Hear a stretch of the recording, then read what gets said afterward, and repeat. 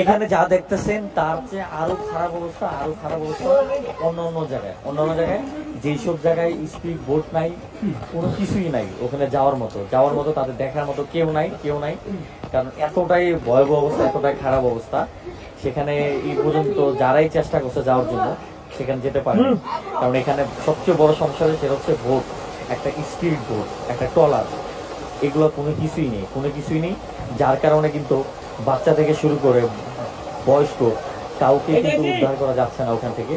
অসংখ্য মানুষ শুনেছি যে পানির সাথে ভাসিয়ে গেছে। বাংলাদেশের বিভিন্ন প্রান্ত থেকে কিন্তু অনেক ভাইরা চলে আসে এই মানুষগুলোর পাশে দাঁড়ানোর জন্য, কিন্তু ওইসব জায়গায় কিন্তু এখন পর্যন্ত যাওয়া সম্ভব হয়নি।